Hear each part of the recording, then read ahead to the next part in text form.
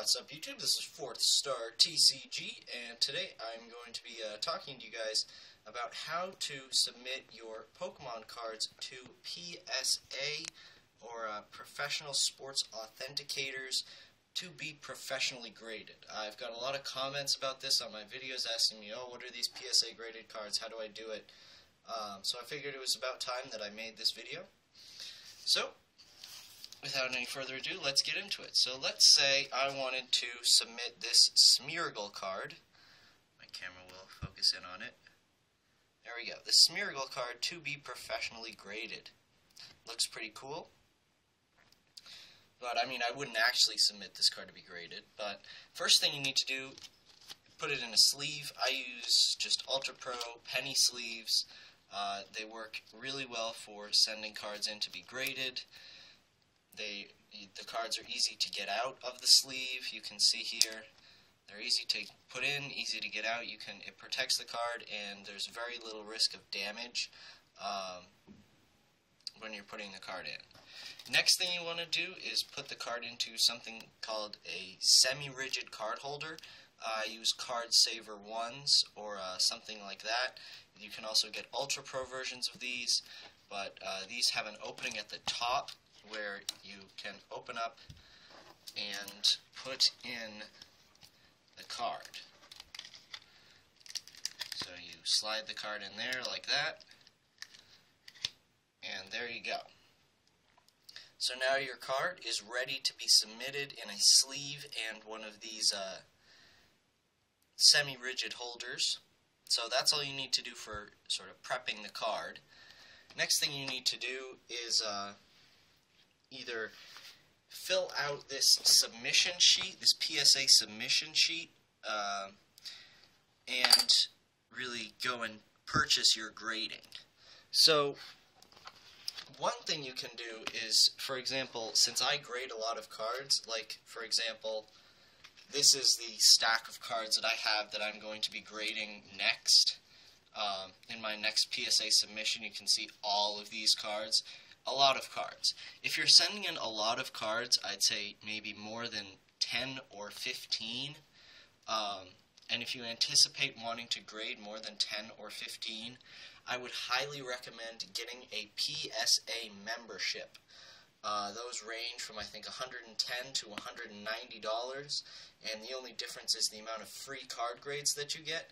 I think the Gold PSA membership, you get 6 free card grades and access to monthly specials, which they give you better prices on card grades and stuff like that. And then there's the Platinum membership, which gets you 15. If you can, and you have enough cards that you want to grade, I highly recommend the Platinum membership. That's what I have. You get a lot of your cards graded for not much more. They're, well, relatively not much more than the Gold membership. So I definitely go with the Platinum membership. It is expensive. It's $190. You get 1 year of access to PSA's monthly specials. You get a subscription magazine, which is like baseball cards and stuff, which really isn't of much use if you're collecting Pokemon cards. But yeah.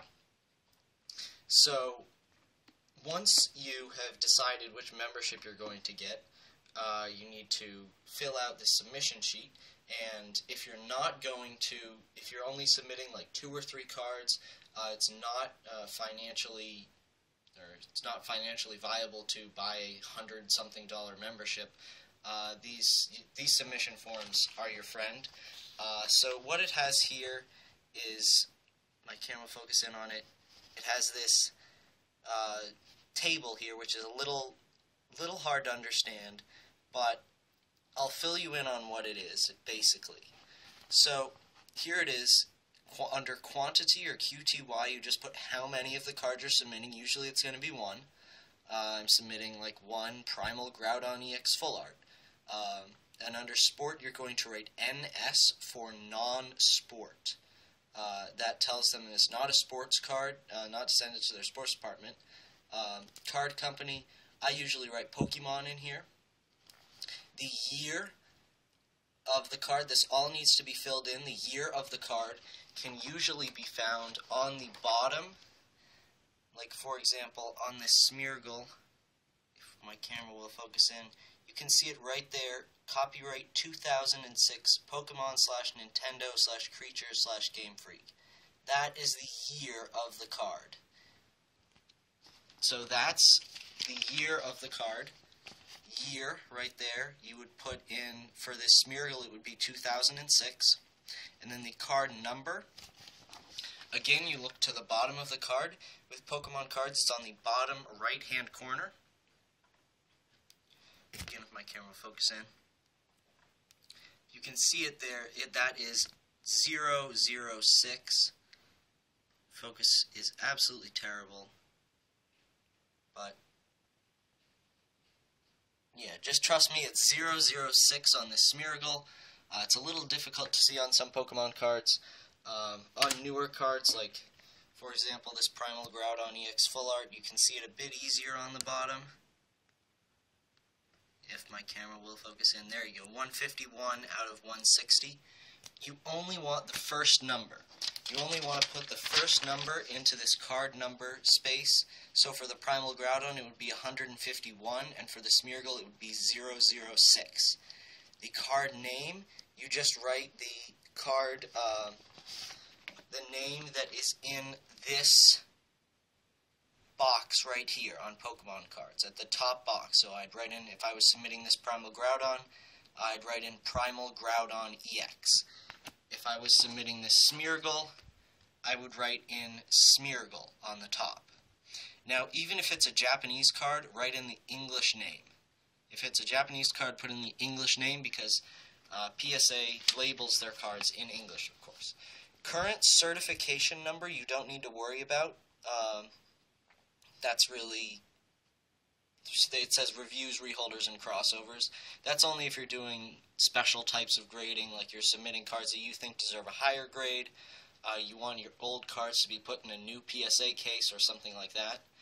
Minimum grade, this is interesting. This is where you can specify what grade you will be willing to accept. Like, for example, if I have this Smeargle card right here, and I decide that, hey, you know what, I really only want it graded if it's going to get an 8 or higher. I really only want it in a PSA case if it's going to be graded 8 or higher. Then you could write in the minimum grade slot 8. Or you might decide, hey, you know, I don't care what grade it is, just grade it anyway, whatever you see. That's usually what I do. I put no minimum grade, because if there's a problem with the card, I want to know. Sometimes with some cards, I'll put a minimum grade of a 9 or something like that, or an 8, where if they're newer, I know they'll be easier to sell. The PSA 8 cards are not easy to sell, especially new school cards, like Full Arts and stuff like that. So PSA 8s of those are not the easiest cards to sell. So that's an example of something where I would say, okay, if it's not a 9 or a 10, then send it back to me. They'll send it back in a card saver, not encased in a PSA slab. You do still have to pay the grading fee, though. So keep that in mind when you're doing minimum grades. Variety. For variety, what I put in for variety is, like, for example, this Primal Groudon, you'd write Primal Groudon EX, and then in variety you could say Full Art, because that's what it is.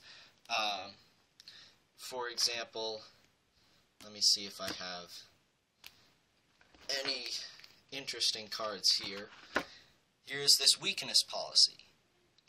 Under name, you would just put weakness policy, because that's what it is. But you could also say, for variety, ultra rare, secret rare, something like that.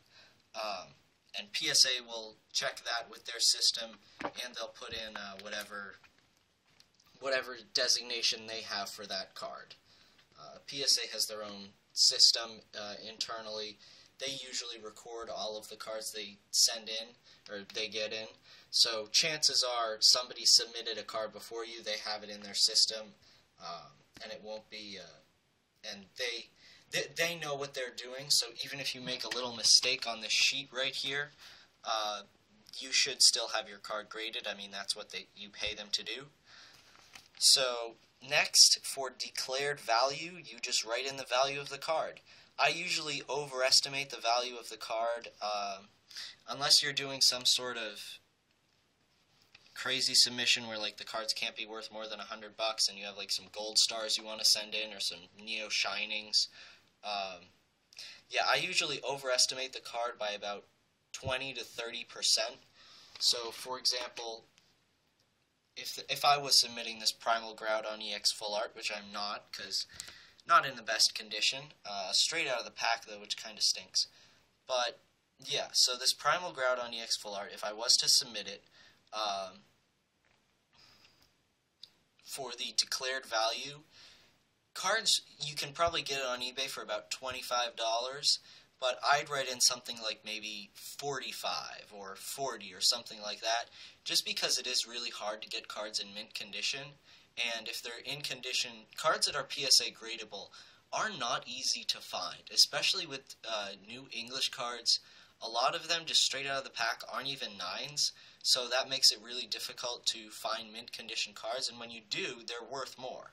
So this Primal Groudon EX, probably, since it's not in the best condition, $20, $25.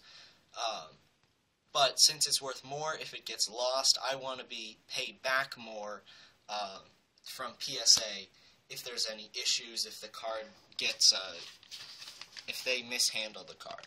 So that's how you fill out this table. And all of this stuff up here is pretty self-explanatory. Your name, your address, the total number of orders in this package, and the total number of collectibles. If you will almost all of the time only be doing one order. And if you guys are wondering where to get these submission forms, I got them when I signed up for my membership. You can also print them off of the PSA website. They're really easy to find. Next up, you want to do your grading calculation fees. So for type of submission, you check grading, and then you can check the fees. And these are per card fees. The lowest one is regular. It says any card with a declared value under 500 and all supersized cards must be submitted at this service level or higher, excludes autographed cards, estimated turnaround 10 business days. And that's $17 per card. That's if you don't have a Collectors Club membership, you're just submitting a few cards, $17 a card for regular. Now, if you do have a Collectors Club membership, you can go for these bulk orders. And I don't know if you guys can see it there. My camera hopefully will focus in on it. Bulk, any card with a declared value under 100, excludes autographs and supersized cards. You must be a Collectors Club member. Now, just much better prices. 10 card minimum, you submit 10 cards, you're already getting $7 off per card, which is awesome.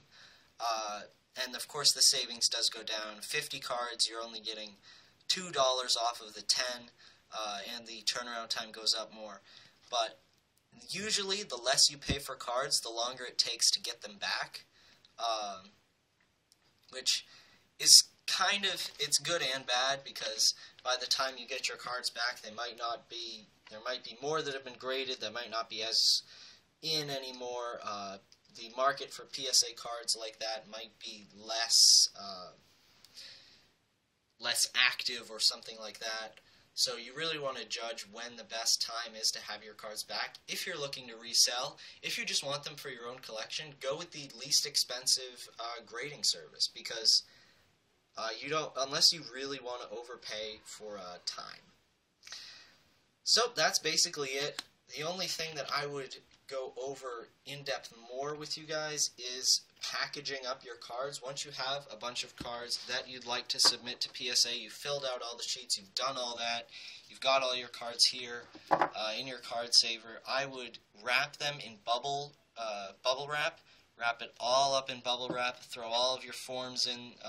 I usually use a small flat rate box, and make it insured. Insured mail is your best friend. Insure it beyond the value of the cards you have. I usually get at least up to $500 insurance on my cards, because if it gets lost, you don't want to be stuck with any problems. It's worth it. Do it. It costs like $15 to ship, but it's definitely worth it. So, thank you guys for watching. Be sure to like and subscribe, and stick around for more videos. Let me know if you guys like this type of informational video about PSA grading. Yeah. Hype for Emerald Break coming out very soon. We'll be bringing 5 boxes of that to my channel. So, yet again, thanks for watching. Be sure to like and subscribe, and stick around for more videos.